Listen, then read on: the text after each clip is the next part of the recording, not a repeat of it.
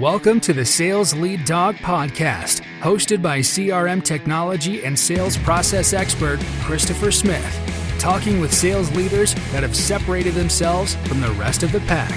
Listen to find out how the best of the best achieve success with their team and CRM technology. And remember, unless you are the lead dog, the view never changes.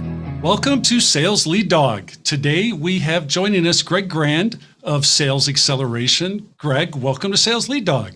Thank you for having me. Very excited to have you on here, Greg. Greg, tell us a little bit about yourself and Sales Xceleration. Sure. So what I do, Chris, is I'm a fractional or outsourced VP of sales, depending on how people use the terminology. A lot of times I'm brought into my clients when you have a CEO, in a lot of cases, that's been trying to run the sales organization. And they haven't been doing a great job with it, right? They may have hired a bunch of the wrong salespeople. They realize that they're not set up to scale. A lot of times there's a huge concentration of revenue from one client, but they generally get to a standpoint where they just realize they don't know what they don't know, and they need to bring in outside help. So what I do is I go in and I help companies scale for growth and kind of get things set up so they can beat their all-time sales records. And I do that by focusing on sales process, sales strategy, sales accountability, and execution. And that ranges from building compensation plans, getting people in the right seats, configuring and establishing CRM, weekly cadence, accountability, all the kind of things that VP of sales does. Since I'm working in the small to medium business space, though, I can generally do those in 1 to 2 days a week. So therefore the fractional part. Right. How did you get your start in sales? Well, it's interesting. So my schooling is actually in electrical engineering. So that was the initial plan. And once I graduated in engineering, I grew up in New York and moved out to California 30 years ago. When I moved to San Diego, that was a time when about, a large percentage of the military contractors were leaving town. And that was the hot market down here at that time. So I kept going for engineering interviews. And when I went for those interviews, they said, "No, you're a technical salesperson." I said, "No, I'm an engineer." And they said, "No, you're not. You're a technical salesman." So I fought it for a little bit. And then I finally said, okay, let me see what this is. Because the interesting thing is when you're in college as an engineer, they don't teach you any of these other options that are out there for you. You're an engineer. There are a whole world of other jobs you can take with an engineering degree that people aren't aware of. So I listened to them and went to the dark side. And then I started actually as a field sales or applications engineer, where I was the technical expert that would go out with the salespeople and help them get deals on the table. And I realized after about 6 months of doing that I was doing all the heavy lifting, yet they were making all the big commissions. So that's when the light went off. And then I started in field sales and kind of climbed up through the ranks, and then have been leading teams for about the last 15 years or so. Yep. What's your favorite thing about sales? Favorite thing about sales, helping people. Yeah. Being able to help people solve their problems and really move the needle in their businesses and frankly change their lives. When I go into with my clients, they're in pain, right? They can't get to where they want to get to, and they don't know how to get there. So, about 2 months into my engagement, I always have the discussion with the CEO. Okay, we're a couple months in. How are things going? Are you happy with how things are going? Is this making a difference?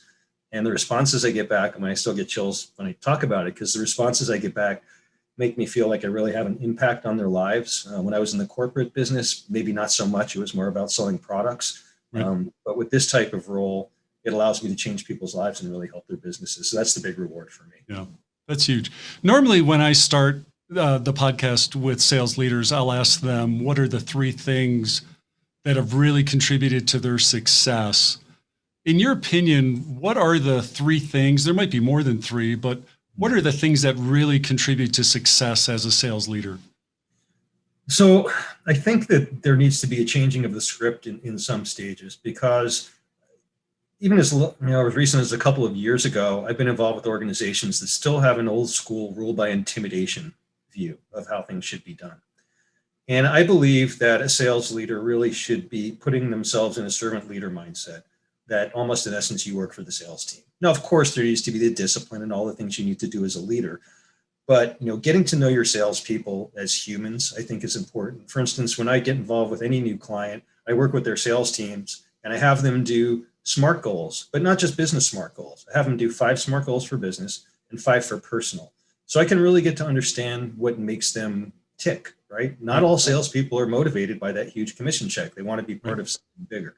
So I think one of the really important things to do is, treat your salespeople right, get to know them as humans, and coach well, right? Coaching is, I think, the second thing that leads into is you have to be able to coach.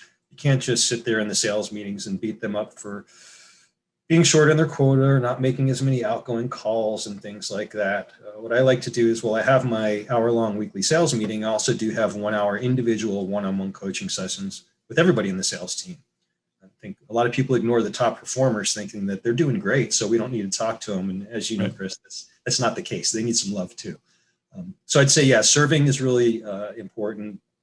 And then I think to run a truly consultative, enterprise level sales team, accountability and structure. And by what I mean by structure is having those right processes in place, making sure the CRM is not only put in, but it's utilized the correct way.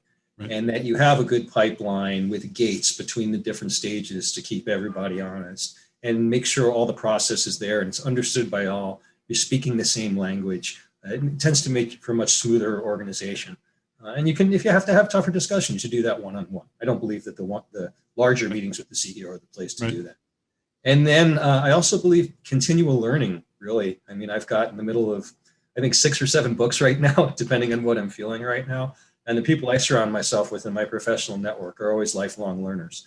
There's new tools coming out. I'm just reading a great book on virtual selling, and I've got some other books I'm going through. But I think that things change, and especially what we've gone through in the last year, right? Yeah. We used to be able to go have meetings, right? Now everything's Zoom. So it requires a completely new skill set, right? How do you look on Zoom? How do you have yourself framed? Do you have a good camera? Do you have the right lighting? You get one impression as a salesperson on that first call, right? So I think we're at a position right now. You're familiar with IQ, you're familiar with EQ, but the recent thing that has been popping up is TQ, and that's, technical. So I think if you are not able to keep up with current technologies at a pretty good pace, especially in these days, you're going to be in trouble. So learning not only from a business standpoint, which all my books are, I don't read much for fun. It's always something about business, but also having that other side as well, I think is crucial. Yeah, that's great. What, people that, you say you work with a lot of small and medium-sized businesses, and a lot of times you're saying that the owner is the lead salesperson. What are the big mistakes they're making trying to be a sales leader before they're probably ready to be a sales leader? Yeah, I'd say the most common one is lack of accountability. There's no sales meetings at all. They go and do their own thing, and then the CEOs are upset because they don't know what their salespeople are doing, which is a cause of what they haven't been doing, right? So that's a big one. Another one is they think they can hire salespeople, and I don't mean to be rude by saying this, but the reality is you need a sales leader who's been doing this and has interviewed hundreds of salespeople to really figure out. Because salespeople are salespeople; they're going to be great on their interviews. So I do things like DISC personality testing. I do behavioral interviewing. I also started doing something a few years ago, which has been outstanding, which is before I even interview them, I do a written evaluation with 10 questions, because I've hired some people that were great on the phone, but boy, when I saw them write an email, it was just an absolute disaster. So getting the right people in the right seats is a challenge. CRM, not only CRM usage, but monitoring, which again ties back to the weekly meetings, right? You have to be keeping your people. They have to have those leading KPI metrics there. How many calls you need to make, right? How many meetings lead to how many proposals, lead to how many closed deals, and of course we reverse engineer that. That's just not done. Or the CRM is just a repository. They're putting in, I just had a call with a potential client this morning, and he was telling me the only way they used the CRM was to go and put the name in and tag their name to the account name in case something came in. So it was their deal. Right. So I see that, but I would say lack of process and accountability and discipline along those things are kind of the overarching things that I see. Yeah. It's, you talk about CRM. It always amazes me that the different ways people use CRM or fail to use CRM, and that they think, oh, hey, we're having problems with sales. Let's get a CRM. It'll solve all our problems. Can you talk about that a bit?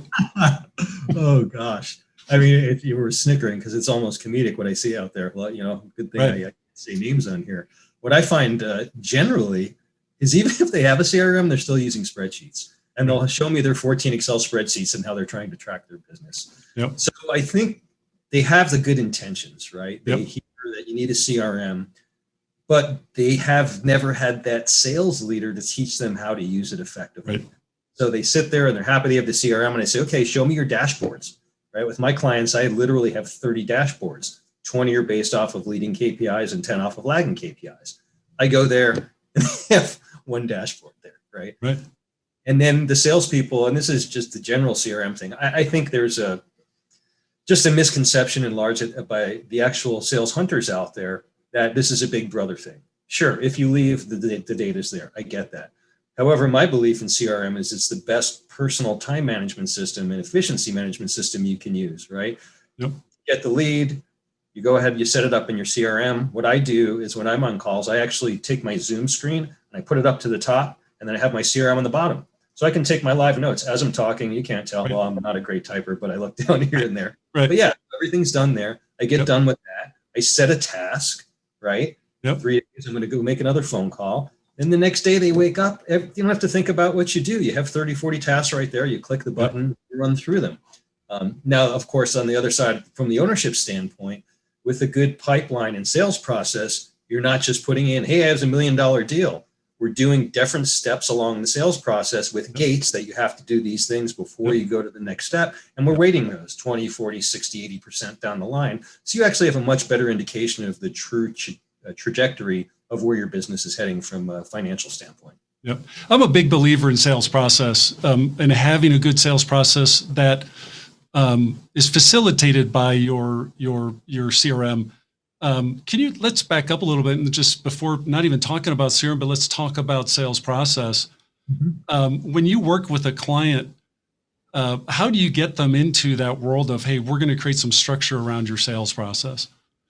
Yeah, that's actually not that hard because when they bring me in, they know it doesn't exist. So that's, one of the main things they're wanting from me is to really understand, what's the difference between a funnel and a pipeline, right? What's the difference between qualification and discovery, right? And these kind of things. So once I can show them how I map it out, and everybody's got their own strategy. Some people have 10 stages. I do it by phases. I prefer to do less steps in the sales process, but more individual activities that have to happen within those phases. It's a little bit easier for the sales team, and they have to check those boxes before they can move to the next stage.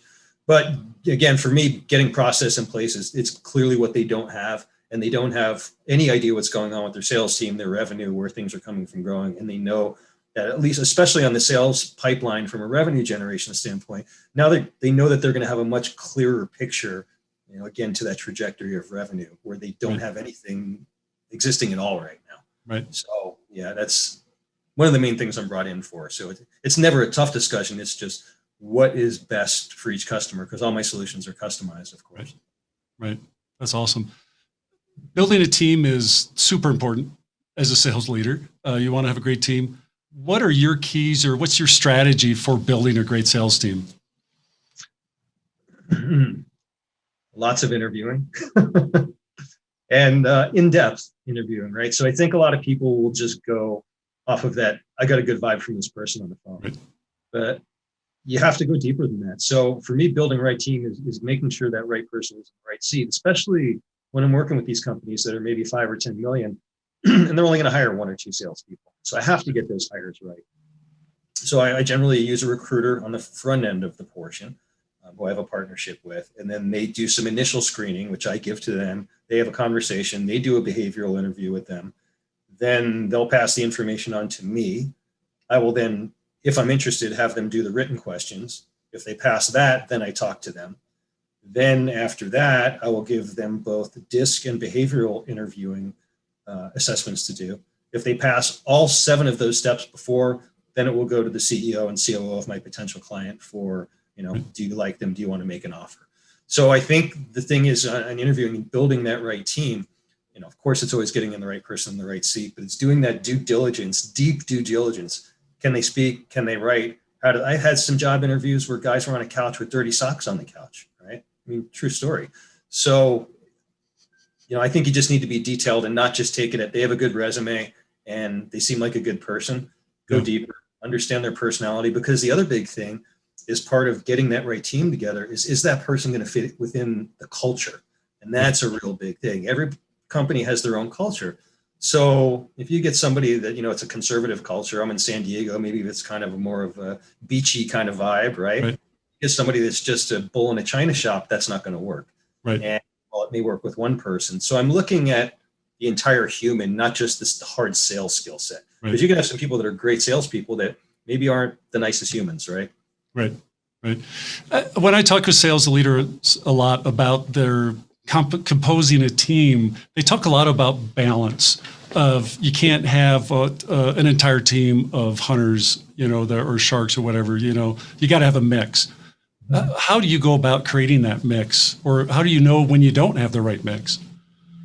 Yeah, I think that's specific to each client and, budget and how many people they can have. The larger the organization, obviously, they can have dedicated BDRs, dedicated hunters, they can have account managers, right? There's your three buckets, right?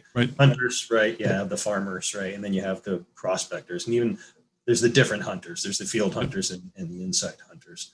So one of the big ways I do that is by using disc testing, because you can easily get an idea. Generally in sales, you're looking for a high DI, dominant, influential person. But I also do have some people which would be more in that conservative engineering side, which are going to be like in the SCs, right? The steady, conscientious kind of folks. My gut feeling on that, though, is those are the better people for the account management roles. So I don't like the model of you close the account and you manage the account, unless there's, other big deals behind it and you need that field person. If it's really going to be a maintenance type of thing, that's a good transition point to take that and put it with the more nurturing, caring, empathetic type of person, because a lot of the DIs are not going to have as much on the empathy side. So I think there's a role for each, and they have to be blended into what's right for the organization. Right. So a big part of that is really trying to understand your sales process and understanding your customer, and what is going to resonate with your customer. Is that accurate?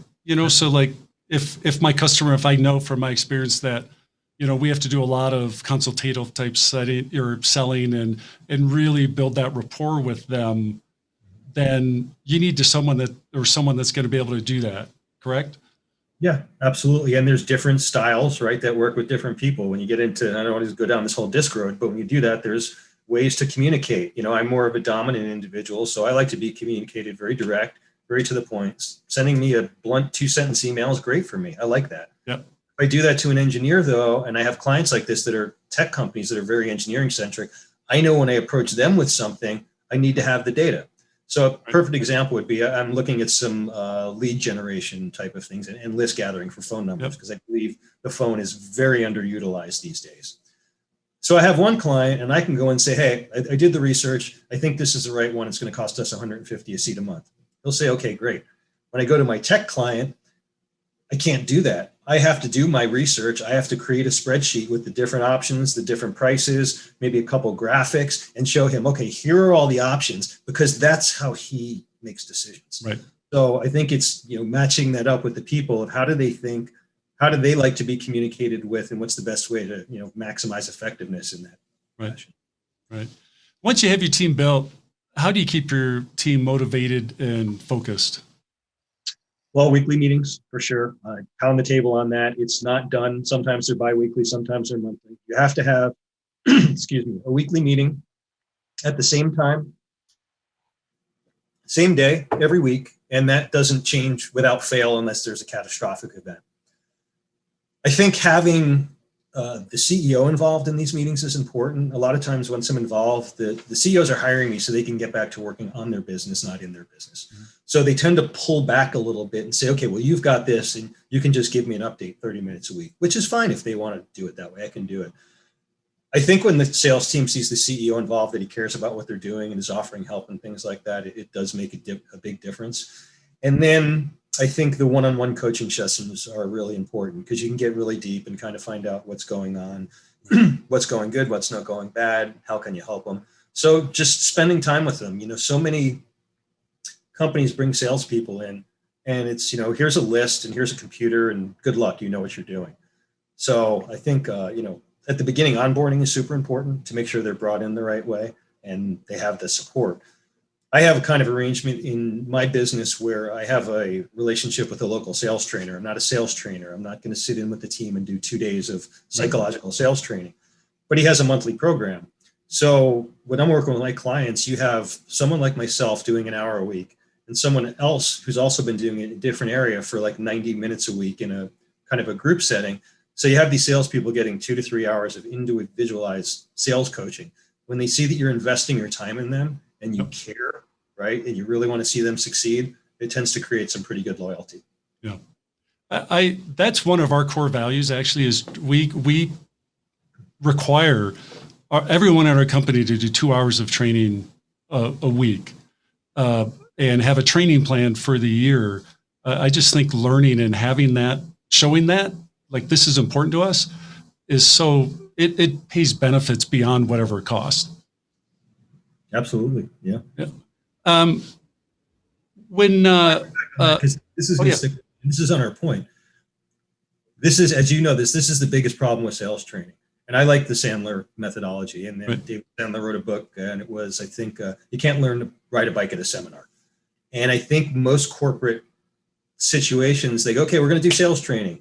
And they bring in the big company and they spend $10,000 and they go in there for 2 days and everybody's excited. And then a week later, they talk about it, and 2 weeks later, it's gone. So the way that we do it is the way to do it, because it's continual reinforcement and making it, this is the way it works here, and this is the way we all operate. We all talk the same language. We're all kind of marching to the same drum.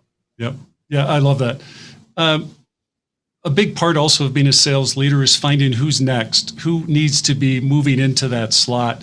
How do you identify, those people that should be considering or making that move into sales leadership? That can be a challenging one. What you see a lot, and I'm sure you've seen this as well, is CEOs who really don't understand the guts of sales, if you will, is that you don't want to take your top hunters and put them into a management role. Right. Hunters are hunters, and that's their revenue generators. But they think, oh, they're the best, so we're going to put them in. It's two completely different skill sets, and I've worn both of those hats before. It doesn't work particularly well that way. Right. So anyway, just going back on that. Yeah, they do the same thing in the tech world where it's like, oh, this guy's a great coder. Let's put him in charge of all the other developers. Always a train wreck. Right. So how do I find it? I mean, I generally would prefer to hire from outside if it's in the budget possible, because I built the team and I think everybody's in the right. I've spent 3 or 6 or 9 months putting everybody in the right seat. If there is someone identified that maybe could be a mediocre producer that has that management style, that's something to potentially look at. But it's hard to give a blanket answer because it really is just so specific on the customer and how their organization is run.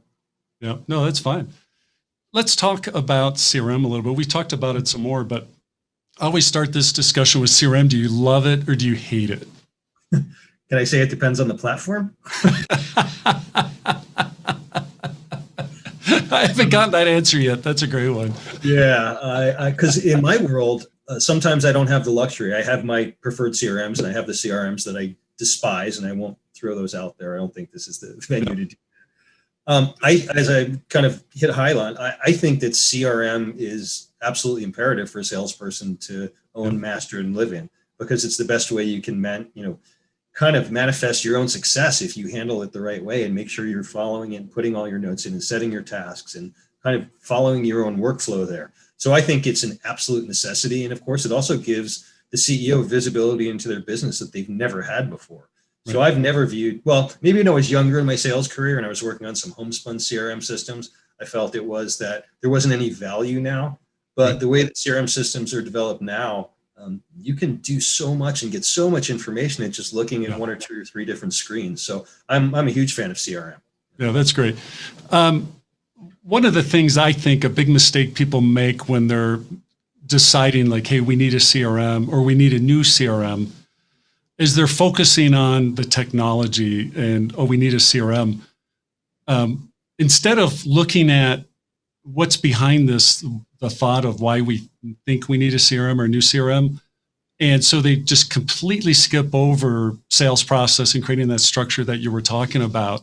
Do you agree with that or disagree with that sentiment in your experience? Agree with it 100%. I think that I mean, I don't know, I've got a list of the top 40 CRMs. There's probably over 100 now, I would guess, right? So I think the most important thing when you're doing the front end of the CRM system is looking at the different functionality and what that CRM is really built for. Again, we don't need to throw names, but we know there's some CRMs out there that are very heavy on the marketing side, right? Some are heavy on the report side. There are some that are just so bulky you can't get anything done, right? So I think the key thing in that is looking at your business and what's important to your business. What are you going to use the CRM for? And is it also going to scale with your business? Oh, yeah. That's a big one. Right? Yeah. That's huge. Yeah. I hear that one all the time where I was just listening to, I had the privilege of listening to about 30 sales leaders talking about CRM. One was complaining how, I came to this job and we had this CRM and it just flat out doesn't support their business, but he's stuck with it and it doesn't integrate with anything. That's the other big one, that as your business grows, you're going to get other systems, other platforms that this now has to connect to. And a lot of CRMs out there can't integrate with anything. Have you come across that much? Yeah. Well, then I run across it all the time. And then you're looking at $15,000 for an API to hook into it. Yeah. It's crazy. It's crazy. And then they never, they're looking at $40 a month and they say, well, we need to hook this into our SAP system or our ERP system. Right. Well, as you said, there's not many that have hooks. They have the basic hooks into Gmail and Outlook and things like that, but you can't integrate with everybody. And then you have, like I was working with an IT company and they had, very specific CRM that was made for their industry. It was horrible. You couldn't even put blocks in between the stages of my sales stage. Right. So there was it was like, we can just click phase 1 to 4, no problem. Right. And that makes the sales meetings a mess. Wait a minute. You're here, right? You couldn't keep a track of anything. So again, I guess the overarching thing is take the time, do your research, figure out what the most important things are for your business. First question is, why are you getting the CRM? Exactly. What are you going to do with it? Yep. What is your ultimate goal? And I always ask this question when we're talking to people is, what's your definition of success with a CRM? What does that look like for you? If you can't clearly articulate that, you need to step back and you need to figure that out. I think that's so important. I find in those discussions, though, it comes back to the root cause of how we started is the COO has been told in maybe one of his, executive CEO groups that, you don't have a CRM, or some sales leader. Okay, well, we'll go get one of those, and they task it, but they never put that thought into it. Right. And I think it's because they don't know what they don't know. I mean, CRM they didn't even know what CRM was, customer relationship management system, until they heard that word. Right. So they don't know what they don't know, because someone like you who knows this stuff very well, and me who knows it very well, we know how wide it can go, right? We know all the cool bells and whistles that we can put in there. Yep. When you first opened up, Excel, right? I couldn't even add 2 numbers together. And I didn't know all the cool things Excel could do. I still am horrible at doing PowerPoint presentations. I know it can do a lot of great things, but I know probably 5% of what it can do. Right. I think you run into that with all software programs. Right. And using that analogy, most CRMs people use maybe 5%. Oh yeah, sure. Because they're someone told them, hey, we need a CRM. They picked one based on, hey, this is what we use. Great, I'll use it too.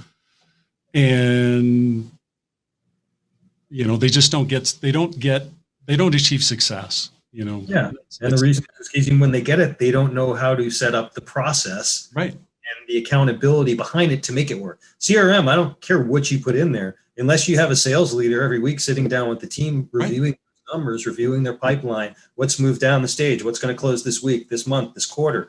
Right. If you don't do that, then you're wasting your money on the CRM. It's glorified contact management that you're paying a lot of money for. It's a good repository if you want to annoy people with sequences.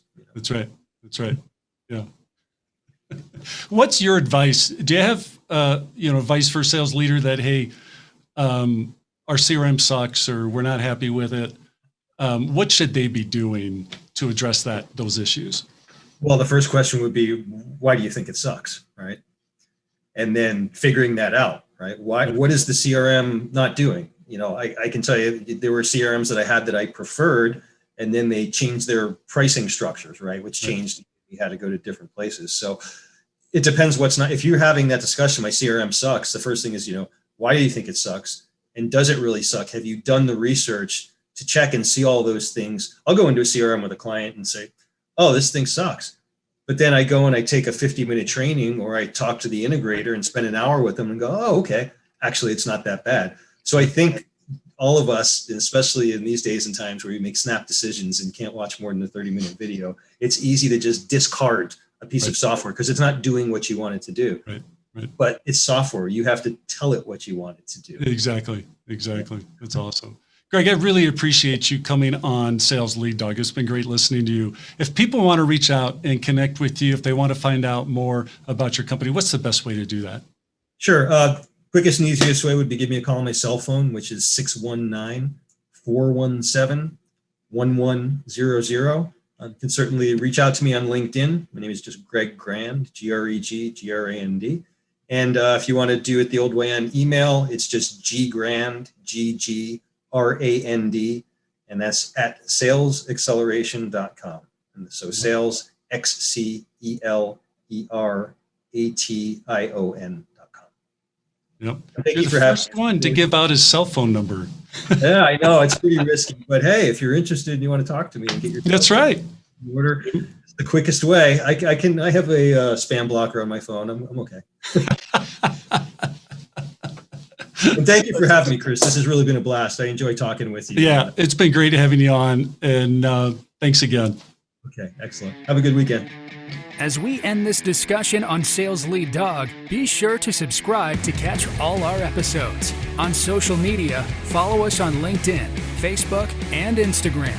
Watch the videos on YouTube, and you can also find our episodes on our website at impellercrm.com/Sales Lead Dog. Sales Lead Dog is supported by Impeller CRM, delivering objectively better CRM for business, guaranteed.